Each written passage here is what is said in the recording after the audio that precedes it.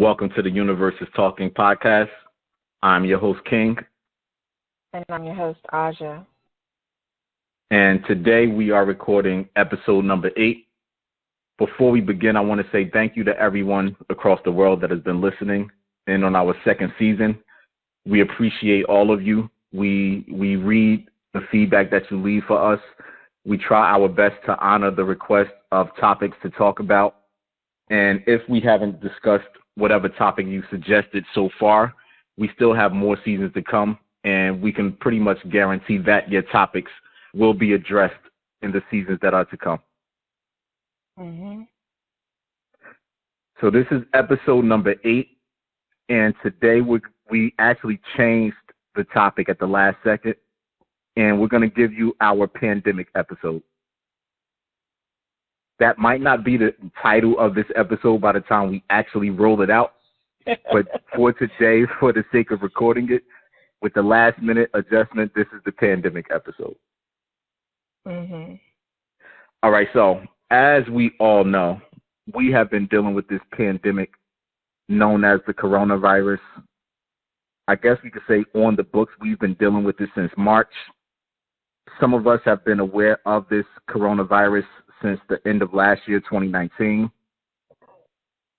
And one way or the other, it has affected all of our lives. So in this episode, Aja and I are just going to go back and forth in discussing how the coronavirus and this pandemic that the entire world is dealing with has affected our lives. I'm going to go ahead and start and say that this pandemic has turned me into my grandmother's child. I have become a shopaholic. I've never thought that this would happen to me. I've always been the type to see it and say, fuck it. I don't need it. I don't want it. It looked good, but I can come back and get it another time, maybe 3, 4, 5 years from now.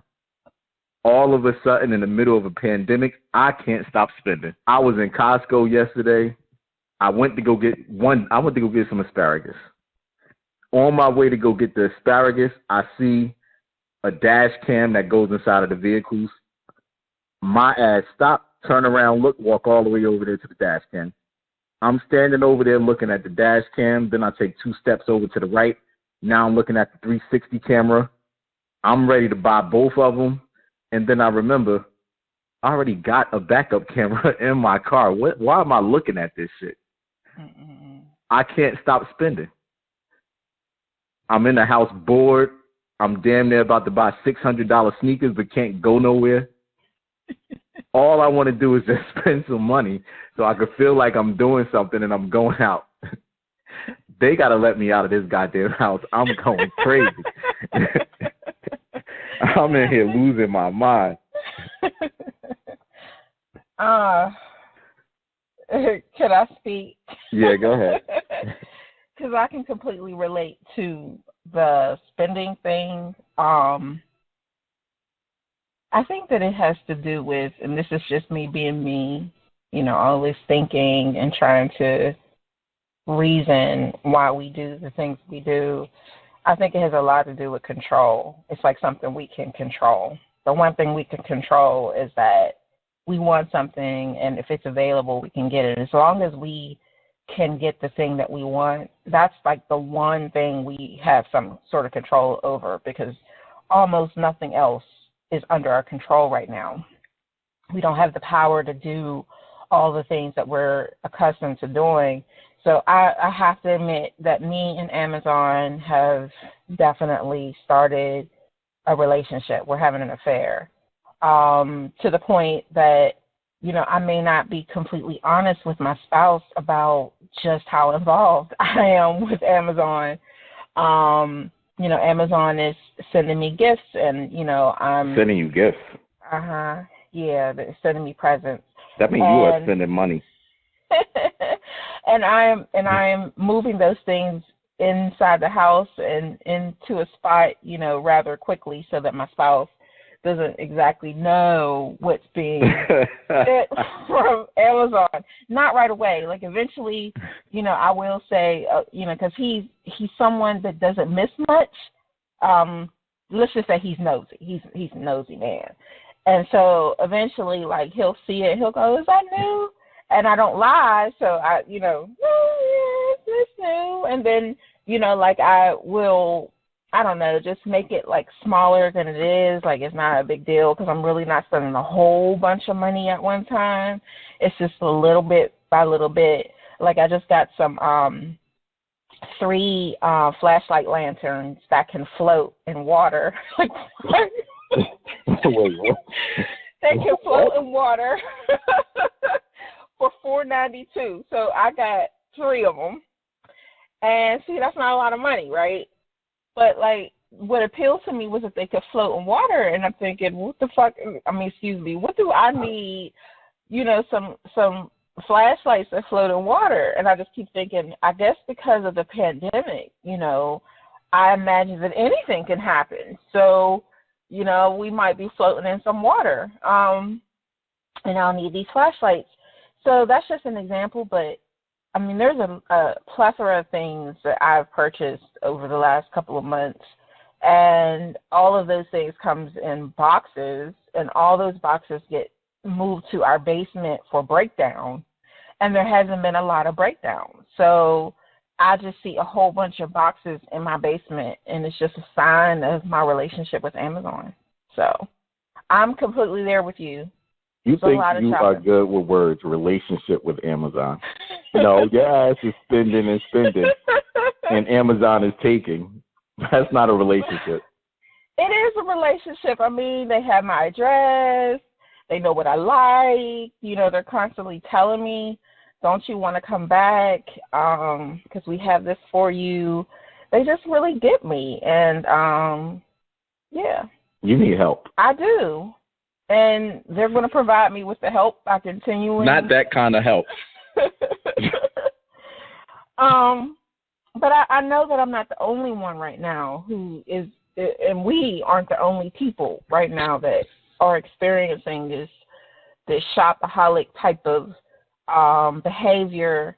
Some of us have already been this way. Some people have always been spenders of money. And I know that I go through periods of time where I want something and I will shop for it, and I may shop for several things surrounding it. Maybe there's a certain event, maybe there's just something happening in my life, so I'm doing a lot more shopping for that period of time. But overall, I'm not a spender, I'm more of a saver. So this is not my normal behavior, but I justify it because I'm saying that I'm not really spending a lot at a time, even though it's adding up. I'm not spending a lot at a time, and I'm doing a lot of stuff that I'm considering like preparation. Like I'm doing things that I'm going to need, or I feel like I'm going to need. I'm just taking care of it now. And I think that's also part of the pandemic vibe, is just trying to be in prep mode for anything that could possibly pop off. So, yeah, I know that others can relate. And I know I usually wait till the end of the show to try to get you all to think about what your comments are. But, of course, any of the things that we're talking about, if you can relate to this, or if you're experiencing a variation of it, definitely comment below. We want to hear how you're responding to the pandemic currently. So when you started talking about your Amazon buying, that just reminded me, and I don't know if I told you this. I bought a pineapple slicer the other day. No, you didn't. Oh, well, I'm telling you now. I bought a pineapple slicer. I don't know why I bought the pineapple slicer, because I haven't bought a pineapple to slice in a very, very, very long time. But here I was on a Thursday night with nothing at all to do. So I went on Target's website and I just typed in pineapple. And Target had a pineapple slicer. So I said, okay, I'm going to buy the goddamn pineapple slicer. Because who's going to stop me from buying a pineapple slicer? Quarantine can't stop me from buying a pineapple slicer. So I bought the pineapple slicer. I don't know when I'm going to use it, but I got the shit. I feel pretty good about it, too. I hope that you get one. I hope that you get a pineapple. I will eventually, I guess. Maybe the pineapple slicer will influence me to go buy a pineapple. All right, but Food shopping.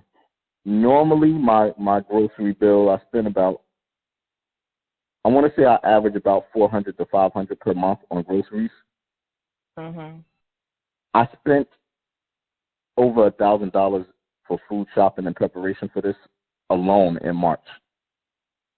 Right. I couldn't stop food shopping. I wasn't panic buying. I wanted to make sure I had enough food for me. And then when my daughter called and said she was coming to be with me, I went out again to go food shopping again and made sure I had enough for her. And then somewhere in the middle of food shopping for her, I started thinking about my son and what if he ends up coming here. So then I went food shopping for him. And I was just spending my ass off. Before I knew it, I had over $1,000 spent in groceries alone in March. Mhm. And talking to some people that I know, my aunt, for example, she was feeling the same way. She can't stop shopping for food because, well, for one, she has her husband and 2 boys, and men like to eat. That's what we do. Eating is a sport for us. Don't I know it? So she was contacting me saying, I'm cooking more than I ever cooked. These people don't ever stop eating. When is this going to be over? And I just had to tell her, maybe you should start rationing out the food to get them under control. Mm. And that's just one of the effects of this pandemic. We just don't know when it's going to be over. So we don't know how to shop, when to stop shopping. It just got us. Yeah. I know that when it first began, you and I spent a good amount of time talking about ways in which to prepare. I'm one of those advocates of always having some sort of emergency preparedness plan for your family. Not just for like a pandemic, for any situation. Anything can happen. I live in an area where we can get a snowstorm.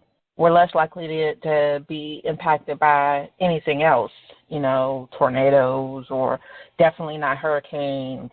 But there can be any type of situation that could put you in a predicament where you cannot get out to shop, to get to anything, to get to anyone.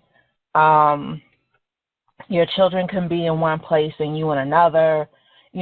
Have you come up with some sort of plan for the emergencies that could potentially happen in your area? And I want to say that this pandemic really showed a lot of people that they had no plan, like they had nothing in place. If you are someone who is financially, I don't want to say strapped, but you don't have a limitless amount of finances, and or you have maybe money that's tied up, but you don't have money that you can touch readily, keep in mind that you're going to need money that you can touch right away when it comes to emergency situations. You need to be able to get to it, and you need to be able to get to it fast because you've got to get resources. And I think that was what we saw immediately is people just didn't have things. They didn't have resources. They didn't have food. They didn't have supplies. They didn't have money because they lived paycheck to paycheck. And, if you need to get to the store on Wednesday, like the pandemic starts on a Tuesday, you don't get paid till Friday. That's a lot of days in between where you need, stuff to hunker down. And a lot of people were in a situation where they couldn't do anything about it. So I think that it really revealed a lot of people just had not planned for anything to happen in their life like this. Then when you think about, even people who, like myself, having some sort of preparation and having some access to resources and being able to get a lot of the things that we need, at least immediately, this has gone on beyond, the 30-day mark. So initially, in my mind, I would have enough to get through 30 days. But, one of my methods was until I can no longer go out or get the things I need, I'm going to continue to get them because this 30 days can move out and continue to move out. So if I only have a 30-day supply and I wait until the end of the 30 days to keep bringing things in, who knows when that like completely shuts off. Now I'd have nothing. So I think that there's been waves of me shopping for food. I'm a family of 4, but sometimes I'm a family of 5. Right. And I feel like I'm always a family of 5 because that 5th person is my mom, and she's someone who's always invited over. No, I mean, she doesn't need to be invited over, but I always need to be able to feed her the way that I feed my family. So I'm always prepared to feed everyone.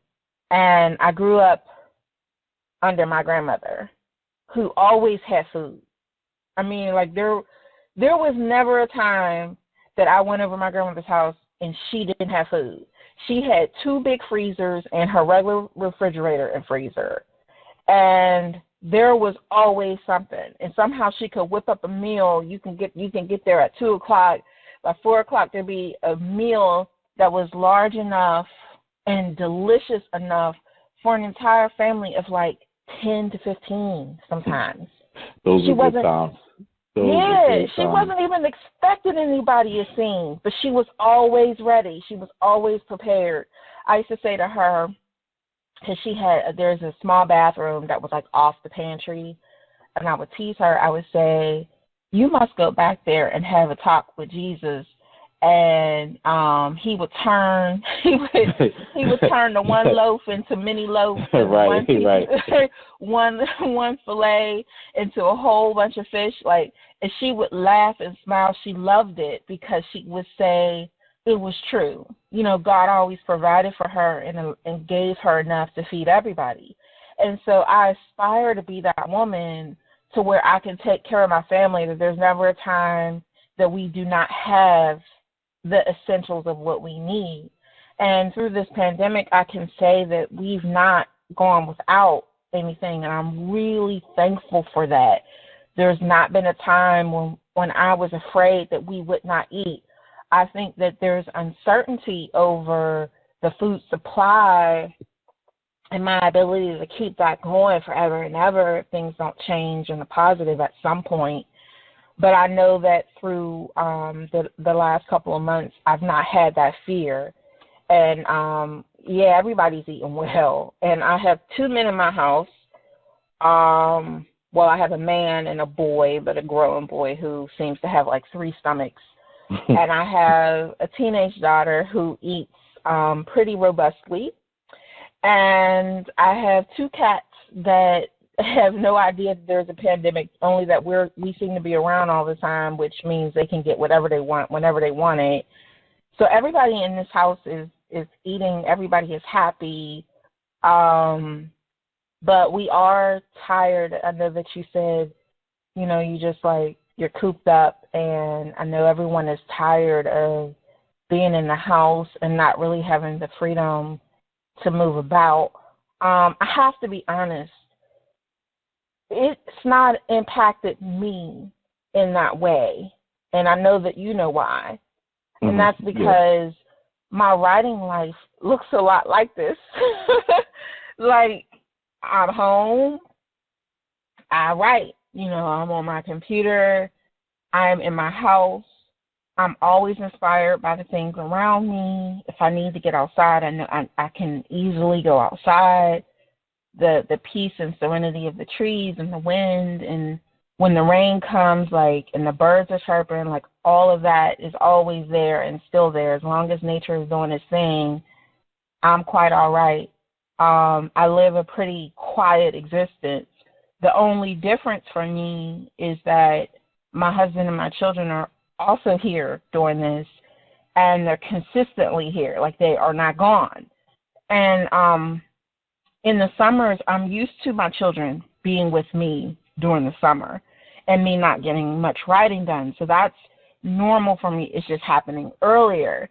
But we are all here, and we're here for a reason that we don't have control over. And I think that is the thing that's made people much more anxious to get out because we know we aren't, and there's not that freedom, which, is changing, by the way. Just this weekend, I think we moved into some new level. I think it's yellow or something like that. I know my state and your state are we're moving at the same pace or similar. Yeah, at least in the earlier parts we were. It seemed like we're breaking away from each other now. Okay. Because are you guys moving in phases? Yeah, we're moving in phases, but it seems like we're opening up things in a bit of a rush. Mm-hmm. And although the governor is the mouthpiece of things, I know it's coming from levels above him. The orders are coming from levels above him, but yeah, it seems like we're opening things in a rush now. Well, I know in Pennsylvania, where the Commonwealth that I live in, we're moving in phases, and it's county to county, like groups of counties are moving at a certain rate, whereas other counties may not be because of their infection rates per so many people. Where I'm located, we just moved into the yellow phase, so there are some businesses that are open, but some of those businesses are only open if you can do some social distancing with them, and there's some other businesses that just cannot be open yet. So there's not supposed to be hair salons and nail salons and gyms. Those places have not moved into the green light phase, and I know that there are restaurants that, because they aren't unable to provide any type of social distancing or curbside pickup, delivery, whatever options, they are not open yet. So there's a lot that's still not open, but there seemed to have been enough to get a lot of people out this weekend. I could hear the activity. Oddly enough, you could hear the change, the shift when things quieted down and closed down. There was a level of peace and quiet outside that I had never heard before, and I loved it. Anyone who knows me knows I love the quiet. I do not mind going to places where I'm the only person. I love that, So when things quieted down, like my spirit was really in love with that. And then I could feel it moving. I know it's not anything that I could see, but I could just feel that everybody was active and busy. And then when I went on social media, I saw a lot of my friends, pictures of them out, and I'm concerned. I'm concerned because that hunger to get out is, I didn't see as many masks on that I would have liked to have seen. I realized they weren't in their cars, but I saw no sign of the mask. Not under their chin, not wrapped around their neck, like nothing. It was just gone. And it concerned me because there's this sense that because it's warm and that we've moved into some sort of state of, we can move out, we can go out a little bit, that people won't as safe as they need to be to not bring this stuff back home.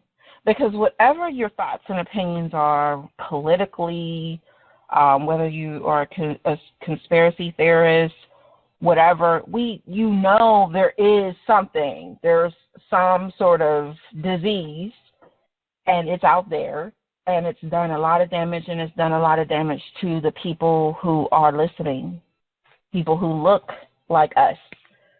And if we don't protect ourselves against it, who will?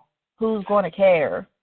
Who's going to care? And it concerned me that we seem to be lulled into this sense of like things are better, but if all it takes is one person, it just takes one person to be sick and be around you. Yeah, that one person has to account for maybe 15 people getting affected. Exactly.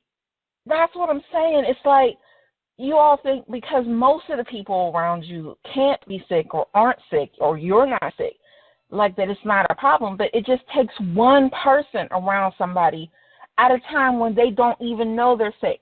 Now they've infected somebody around you that doesn't know they're sick, and now you're around them, and it's just the way in which this disease spreads is something that just I don't think that we've ever seen in our lifetime.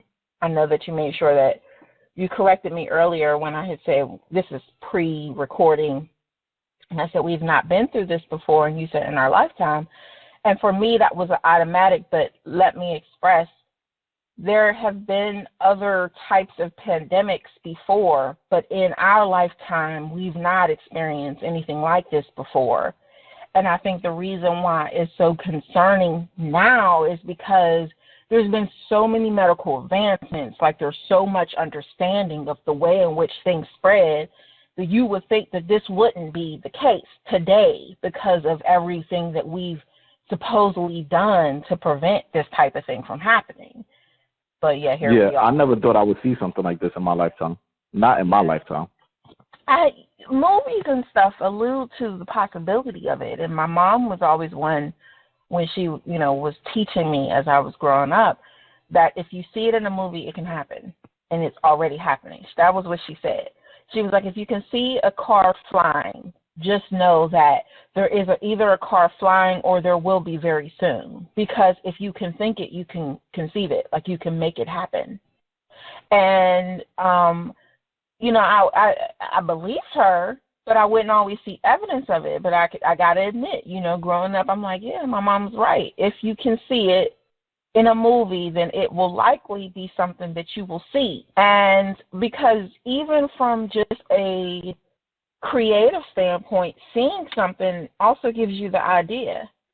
So there's enough programs to encourage people to create diseases to kill mass amounts of people for a long time. Yeah. All right, I've been rambling. Go ahead. I have an announcement to make to the podcast and to you because you haven't heard this one either. Okay. I'm ready to get married. Oh shit. Yeah, I sat and I thought about this since the beginning of this pandemic, and those first 2 weeks in the house, cooped up, I'm ready to get married. I'm ready to marry somebody's daughter. Because you want in-house pussy? Is that what this is? Has nothing at all to do with in-house pussy. Well, what does it have to do with? But you know what? You just reminded me though. But she has to know that if she accepts this marriage, she has to be ready to bust it open about 3 or 4 times per day. Cause I'm ready. I'm fully loaded and I'm ready. Yeah, I'm going to drive her ass crazy. I mean that both literally and figuratively. Yeah. So yeah, when I make that phone call and I tell her I'm ready to be married, she better think about what she's getting herself into before she jump and say yes. Because I'm coming with a whole lot of shit. But I'm ready.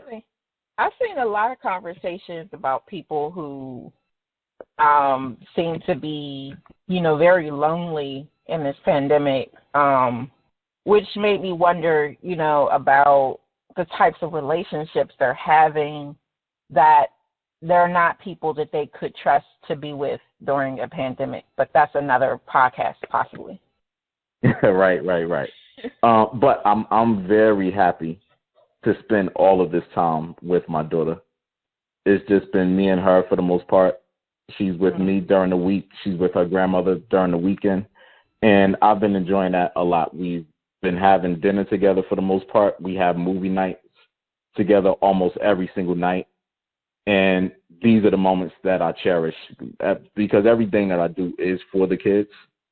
And although my son isn't here with us, it's still the same thing. It's everything that I do, he has full access to it. Whenever he wants it, he can come get it. But for my daughter to be here and spending all of this time with me, I couldn't be any happier about that. Oh, that's sweet. And I bet you the women that are listening into the podcast are like, oh, We love him even sweet, more. But then it gets bad when she becomes the bully in the situation, because I go out every day to go running or walking, whatever I feel like doing on that day. And it's like she has me on some type of time clock. So when the first 20 minutes go by, she's checking on me. Are you okay out there? And I respond, I don't love it. I respond, yes, I'm okay. About another 5 or 10 minutes go by, and she said, you didn't get lost, did you? And I'm trying to figure out, how could I possibly get lost? I'm going to the same place every time. Young Queen. And I come back every time. Go ahead, Young Queen. No, don't go. No. If you're listening in, I got my fist raised to you. I love it. Keep him in check. So that's the part that I don't like about all of this time between her and I. When I get bullied, I'm not used to being bullied at all. So that's when I start wondering, when is Saturday coming back around, when I could just go and come as I please again.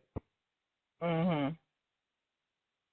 From a being married perspective, like what's it like as far as this pandemic? It's been nice because my husband has had the ability to work from home. And this isn't the first time that he's worked from home. So various jobs he's had that opportunity, that flexibility to work from home. So I know what it's like to have him work from home. I know his ways and stuff, and he knows what my needs are as far as still writing. So we're familiar with that, but this is the first time that he's ever worked from home consistently every single day for a couple of months. So it's been nice having him around. I saw a lot of memes popping around where, like, how are these couples doing? Are they fighting? We haven't been, and I'm not just saying that, we have not been fighting through the pandemic. We've been fine. But again, we're used to being around each other. Our lives are often intersecting. So this isn't like one of those things where I'm not used to having him around and now all of a sudden he's like intruding upon my life or vice versa. And again, the children being here with me and him is also kind of a normal, we have a very close-knit family, so we spend a lot of time together, period. So there's a lot more of it, and I know that we're all looking forward to a time where it will be safe for us to venture out and have that freedom of venturing out and being around others. But for now, we're enjoying our backyard and our front and, taking walks and taking drives and things like that, to just get a change in scenery. Yeah. But like I can definitely understand, like, if you don't have a partner at home, what that might feel like. Because at least I have someone that I can consistently talk to and touch and fuck, okay? There's not that problem. And there's not that problem of also, because, I'm sure people are calling. They're still doing some of the things they were doing before, booty calls and things like that. I don't know if it's safe to be going around fucking these hoes during the pandemic. Well, I'm not saying you. I'm saying no. I'm talking in general. I've been done fucking hoes. But I'm talking in general. I don't think it's safe at all. I don't think it's safe to visit. Okay, so here's my perspective. If we don't live together, okay, it's not safe to see you right now. Not because I don't trust you and your health, but you have your own pattern that involves connecting with and having access to other people. So all it takes is somebody that is visiting you now who is a carrier. Now you're carrying. Now I'm seeing you. Now I'm sick, and I'll bring that home to my family. So I don't, this is a time when even family members who don't live with me are not invited over. I love you. I can't wait to see you. I can't wait to hug you, but I don't know your patterns, and it's not my job to know them either. You don't have to account for your time for me, but what it means is because I don't know that, I can't risk you coming and being in my space or me being in yours and me bringing something home. So now would definitely not be a time for me, in my mind, if I was single, to be seeing anybody. I don't care how much I like you. I don't care how many years I've known you and we've been doing this. Fact is, you go out to the grocery store. I don't know what your patterns are. You go, you may even be working because you're an essential worker. I don't know how safe you were all day. And I just can't, I cannot risk my life and my family's life for no dick. I just can't. I can't see me laying up in a hospital dying because I got dick. It just does not work for me. So I'm happy I have in-house dick. And I know he's happy he has in-house puss. But it just, if we did not, I would just have to make use of my toys. And that's that, because, it's not going to be no you coming over or me slipping over to you. And then I get sick just because you made one trip to the damn beauty supply or, whatever the case may be. I just can't do it. Yeah, I think that, definitely for us, we've been good. The only way that this, I'm trying to think of how the pandemic has truly impacted me. Well, I have a major adjustment to my life in this, and okay. I can't believe that it took the pandemic to happen for us to move to this type of life. But because of the pandemic, I've been working from home Monday to Friday. There's no driving to work at all. The same job that I would do in the office is what I'm doing at home, probably just more of it, if I'm being honest. I'm doing more of the work at home. And I have to say that I'm very, very, very grateful and happy for that opportunity to earn money, to support my family, bring in whatever needs to be brought into this house to make sure we're all good. That's truly a blessing. And anybody that's currently working in these times right now, whether it's working from home or you're out working, just be safe. But we have to still provide for our family. It's so many people that lost their job. It seemed like the number go up in millions every single day when we read the report about how many people are filing for unemployment. So to be off of that list and still be able to bring in the money and watch my daughter access every single thing that she needs in this house because it's here for her, and if it's not here, we'll just make a trip to go get it. As a man, I have to always be able to provide. And for my job to make the transition with the pandemic and say, yeah, we'll let you still provide, you're just going to do the job from home, I'm forever grateful for that. That's deep, and I'm with you on it. I feel completely blessed that my husband is able to continue to provide in the way that he does. And honestly, because of the nature of what I do full time, only improved for me because I'm a writer and I write books. And people right now are either at home doing nothing and need some sort of escape. They were already readers and they're reading more, or they're venturing into reading now as a way to kill their time. Reading has picked up for me, like readership, book buying. So for me, my business has grown in the age of pandemic, and that's because it's an inexpensive product. You don't have to spend a whole bunch of money on a book, but it can do a whole lot for you in that period of time that you're spending with the characters and inside the story. So it's been a good thing for me. Like, writing has been more productive for me. Creative energy has been flowing for me.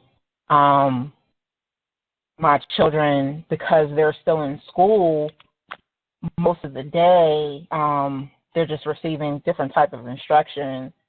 They're still like it's pretty quiet most of the day, so it allows for me to still have my routine that I've already had in place.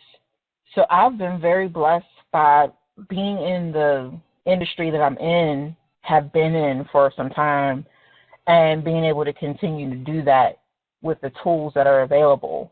I think that the good thing about this pandemic, if we can call it a good thing, is that electricity and the internet has not been impacted, because, you know, people take for granted how important those things are.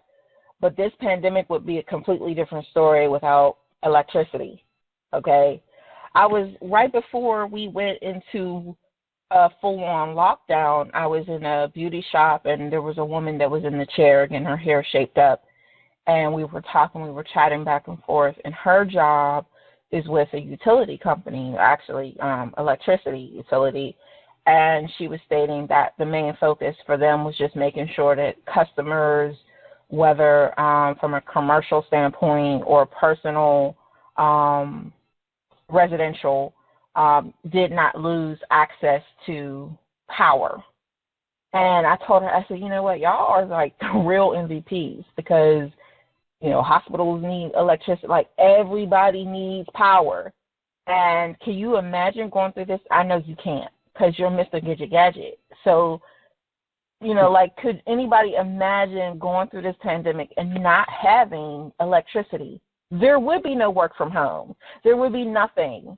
So, like, I just feel blessed by electricity, to be honest, because it has allowed me to continue to write. It's allowed me to continue to connect with my customers, my readers. It's just been great in that way. I also feel like one of the things that I've been trying to encourage people that I'm connected with is that if you've been blessed in any kind of way, so if you're in a financial position to do so, to find it in your heart to be a giver right now, because there's a lot of people that just do not have. They're not waking up to food. They're not waking up to anything. Like, their resources are tapped out. There's a lot of services supposedly available, and there's supposedly, like, you know, unemployment and things like that. But to be honest, like, those things can sometimes take time. And not everybody is actually in a position to receive unemployment benefits. So there may be a large gap where someone just does not have. Some people didn't receive the stimulus, or they're still waiting for the stimulus to come to them. Those are reasons why people just don't have. So if you're in a position to give right now, give. You know, like, listen to people and just ask them, like, is there anything I can do to help? And I'm not saying be a sucker. I'm just saying, you know, give according to your heart, but allow your heart to be open enough to help people right now. Because I want as many of us as we can to make it through this situation together. Not just because we've survived the actual health crisis, but that financially and from a resource standpoint, we've made it through. Like, people aren't homeless now because they just didn't have. So it's something as simple as just giving someone a meal or enough meals to make it through a week. And if we were all to be like that with everyone, then we may all survive this. All right, so this has to be addressed. I mean, do you agree? Like, just before you move on to, like, the next point. No, of course, okay. But because this is also a part of the pandemic, I want to talk about something that's more serious now. Uh-huh. People are losing family members, and it's tough to watch. And when I say family members, I'm not talking about one or two. I'm talking about large amounts of their family is disappearing because of this coronavirus. And well, one or two is still even just devastating. Right. I mean, if anybody has just lost one person, you know the damage that one person can do as far as a loss in your life. So I just wanted to say that. Not to yeah, you're right. You losing one person. Yeah, you're right. One person is too many. Yeah. But then when I'm sitting back and I'm hearing the stories of 5 and 6 people in the family are dying and multiple uncles and aunts are passing away, I'm lost at that point, because what are we without our family? Mm-hmm.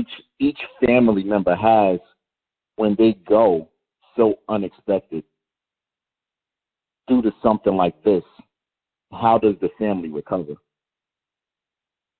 Right. And the only thing that I can say is we just have to all stick together and truly cherish every single day that we have together. Give each other all of the love that we can possibly give each other day in and day out, because we really don't know what's going to happen next. Yeah. Yeah, it has been devastating to watch and to feel. You know, I know some people who personally has had COVID, and I know someone who is fighting and recovering from COVID. And from what I understand about the disease is that, you know, you can be okay one day and then the next day you're not. So every time I check on this person, it's different. It's not like she's always um feeling like she's improving, which is scary to me because, you know, most anything when you're sick with it, you have your bad days and then eventually it starts to wean off and become you feel like you're more like yourself, whereas this disease isn't doing that. And I know that there are reports that you can seem like you're better and then all of a sudden you're not. And then, you know, a lot of people are dying after seemingly getting better. So as someone who could be, you know, facing this with family members, I'm praying for you all that you remain strong, because I realize that it's not normal. Like, you're not able to see them. You're not able to have access to your family in the way that, in which we usually are able to.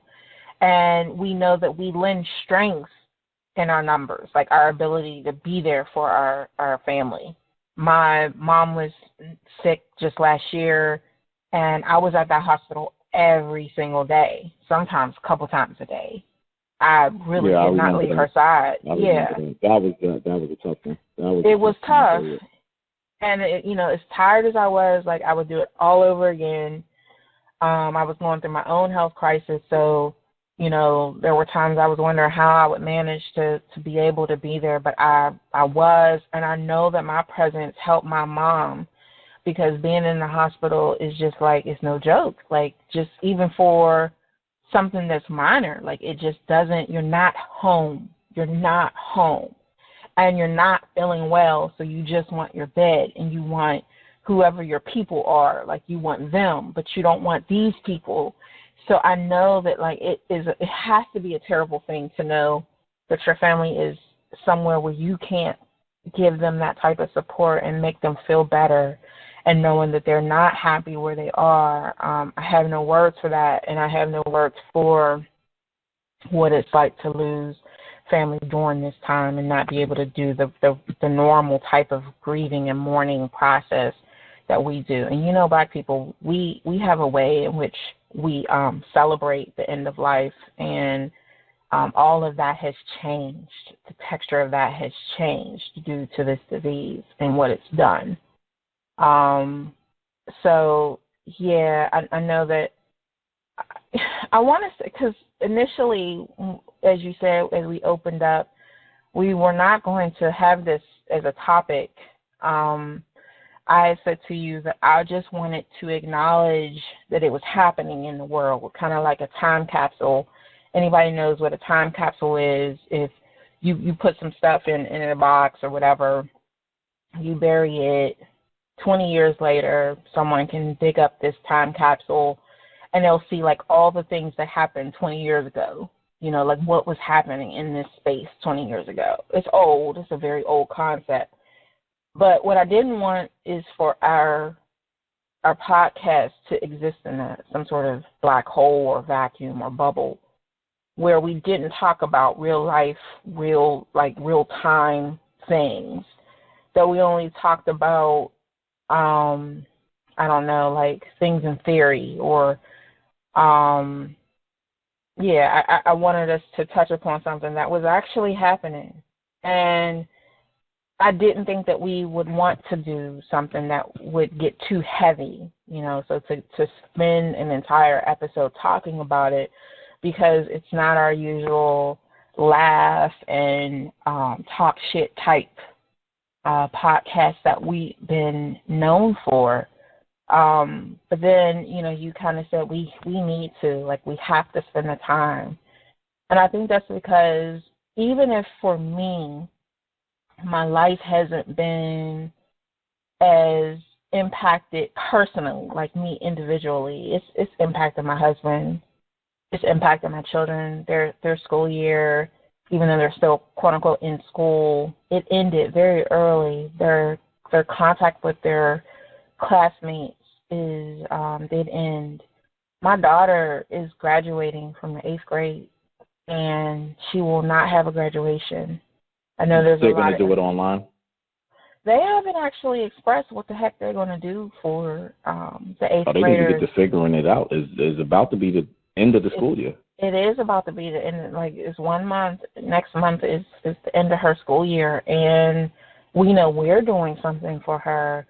But, there's a lot of emphasis on high school seniors, but I don't know that a lot of people are talking about, 8th graders moving on to high school is a very big deal. My graduation from 8th grade moving to high school was big. I mean, I remember my family being there. I remember everything. I remember my outfit. I remember the money. I remember everything that came with graduation, and just knowing that I was moving on to another level in my education and just in my life. And my daughter won't have that experience in the way that I did. So I definitely feel for her. But like I said, there's not a lot of talk about 8th graders and their graduation. But, it's not. I lost sight of that. It has been talk of the college graduation a lot, of course. And then right after that, there's been high school graduations. But I agree with you. I think everyone has lost sight of the 8th grade graduations, because those are important also. Yeah. I mean, all of that is a rite of passage in your life, And my daughter, like I said, she's just completely missing out on that, and just the interactions that someone her age would typically have. My son, as well, that whole socialization that would be happening right now for him isn't. And because of his age, he has even less contact with instructors and stuff, because he's just he's not at an age where he can be independent enough to use the technology. I think it's just also a protective mechanism, and I'm okay with that. I don't want him venturing out online and just doing whatever. So he's even more limited, whereas my daughter is all of her instruction is online, whereas his is more I don't know how to put it. There's a software. It's software based as opposed to live instruction. But school for them right now is just not even fun. There's nothing in it. You would think this would be perfect to not have to go to school. But when they say they don't want to go to school, this isn't what they mean. And my children are just like I said, I realize that for me, life is pretty normal for me. Even though I see how it's not normal, it feels kind of normal for me, whereas it's not normal for my children at all. And I just wonder, what the lasting effects will be of all of this on them. Even when we take them outside, my daughter is completely untrusting of if we stop. I went to go get plants because I'm a green person. I love my plants and dirt and stuff. I went to go get some plants, and there were some people that were walking in the store, and she was like, "Oh no, Mom, you're not going inside." And I was like, "But baby, I'm not going to be anywhere near those people." Nope, wait till they come out. Like, she is not trusting of the world right now and just terrified that something would happen to me or her dad. And I just, like, that's not anything I've ever had to think about. Like, I've never had to think about my mom walking in the store and just walking in the store to buy something being a problem. So our babies are really, like, we are built different. Our children are so impressionable that I just, I wonder, like, what this is doing to them, growing up in this environment. Having us, though, is a major part of them getting through this. Yeah. Being able to touch and feel us and know that we're okay and that they're going to be okay because we're okay, that's very important for our children in these times. Mm-hmm. I want to say also that this pandemic has shown me that a lot of the shit that I thought I needed in life, as far as entertainment goes, for example, like football, basketball, or whatever, mm-hmm. I don't need none of that shit. Mm-hmm. It all got taken away from us within a blink of an eye, and we're all carrying along with life and doing just fine without the sports that we thought we needed or whatever our forms of entertainment is. And that's a major eye-opener for me. I can't remember the last time that football season was over and I didn't jump right into basketball. Mm-hmm. No matter how little or large amounts of basketball I was watching, it was still something going on. I knew it was always something there for me to catch up to if I wanted to. Now, it's not here. I could care less. Yeah, there are documentaries being aired right now, and I'm watching the documentaries, but that's not the same as the live games. And I just don't care for it right now because it's so much more important stuff that's happening in the world, and I'm finding better ways to occupy my time. Mm-hmm. And again, I don't think I would have realized that without this pandemic happening. One of the things that I have been thoroughly entertained by have been the Versus series where two artists mm-hmm. are matched up against each other, whether that's rappers or R&B artists. Mm-hmm. That's been a great pastime in these times, and music is love, especially when it's great music. Yes. So it's been great to watch our artists come together and celebrate their catalog together, whether it's a senior artist coming back with a younger artist, and they're celebrating each other in that way, like Jonte Austin and Ne-Yo did.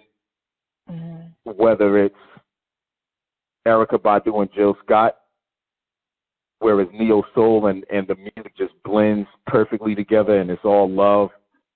Mm-hmm. That's been a great medicine for those of us that are here to experience it. To some degree, I think we all look forward to these matchups because we know that music is great. It has a message in it.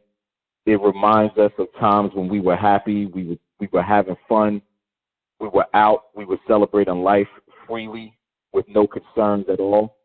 And I hope that this is an eye-opener to the younger artists, at least, that you want to always have that feeling in your music so that way it can last. Yeah. Because, no disrespect to anybody, but none of the music of today's era is really being played as of now.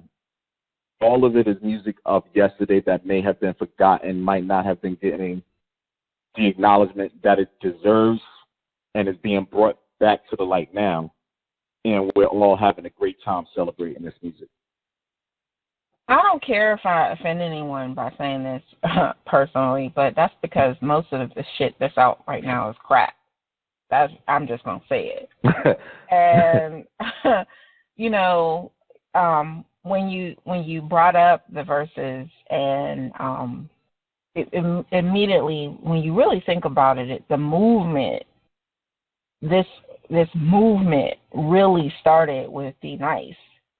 I'm not saying that no one was going live and playing music. I know there were others, but when D-Nice went large with it, especially those first couple of times, I think what it showed the world was that music, if anything was going to save us and save our mental health, our emotional health, it would be music, because in general has been the thing that is often ignored, but is a part of our life.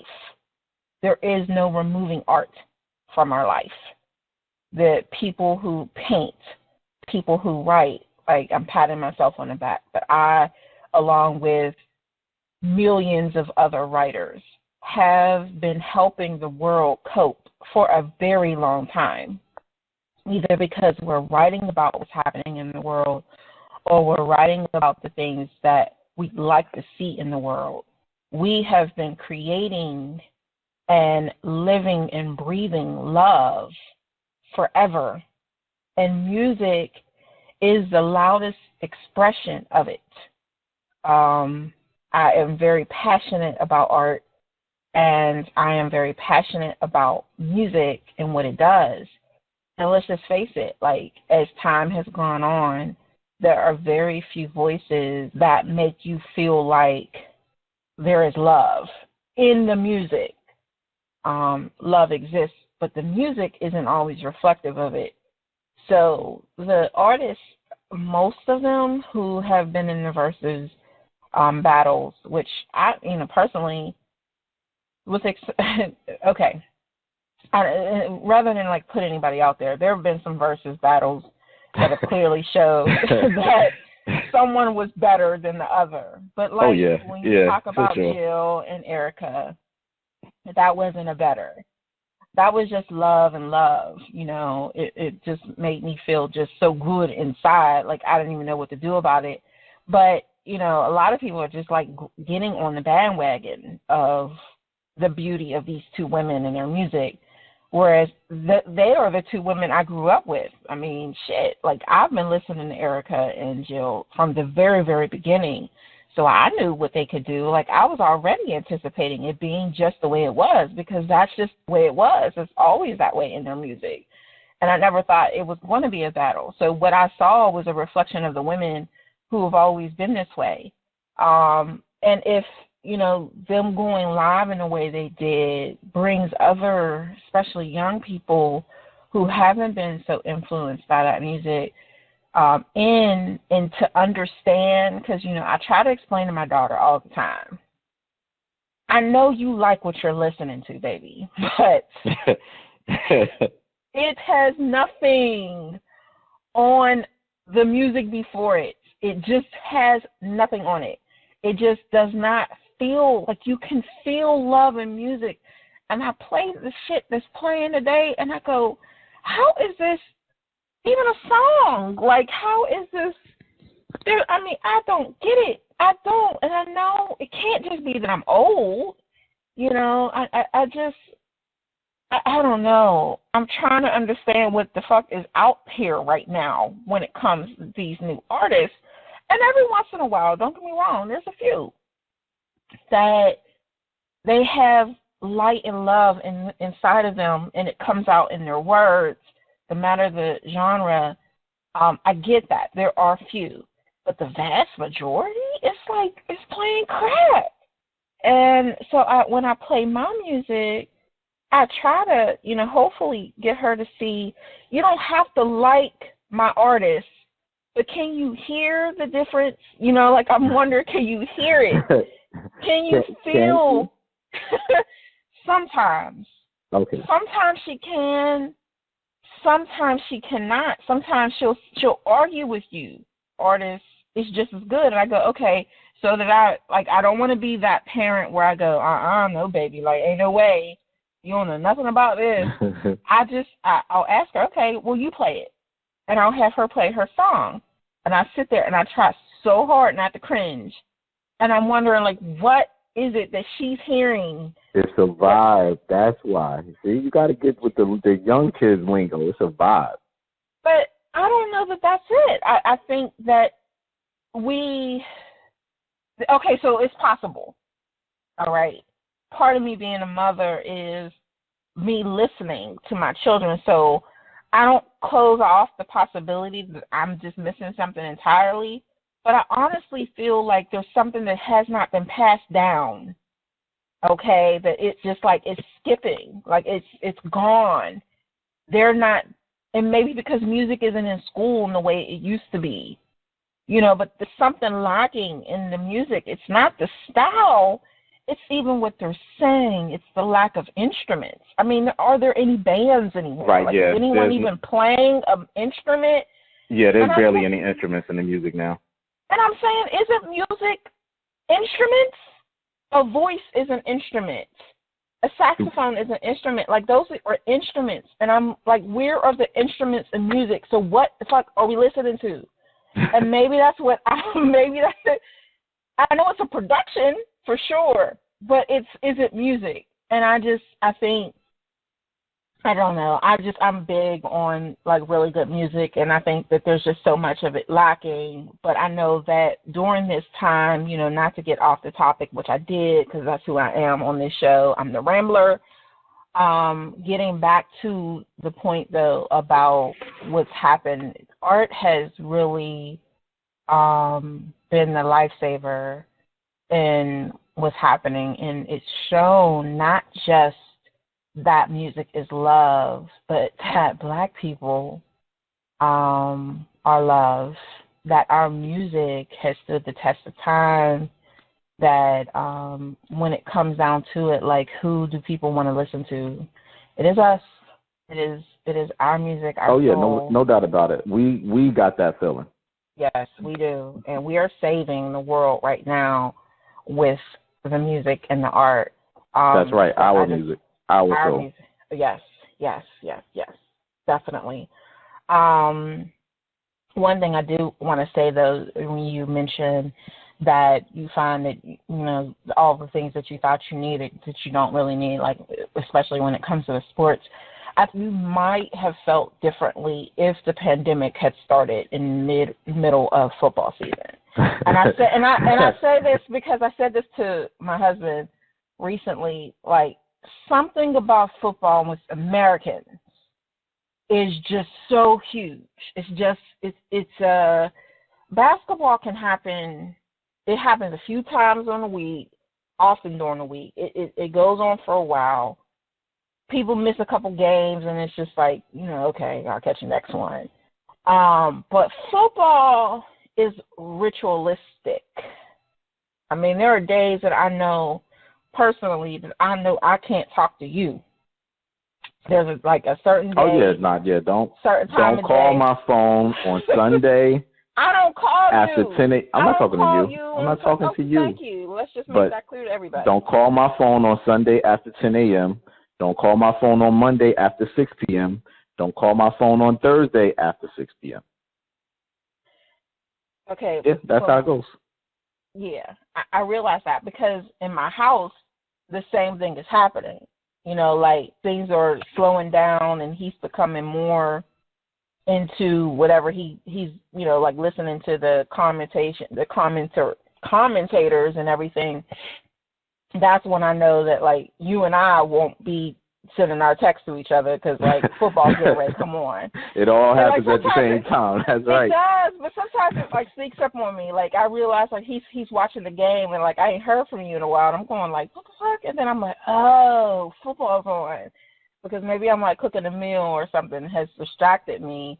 But I think that if football was the sport that was happening right now, we'd have a lot more angry people because football is just that big to Americans. But outside of that, I definitely think you're right that we've learned that we are adaptable. And I hope that that's what is happening with most people right now, is that with exception to all the losses, because there's so many of us, some of them may even be listening in, who have lost someone, who've been impacted by this in such a way that it's like even hard to even find any laughter right now.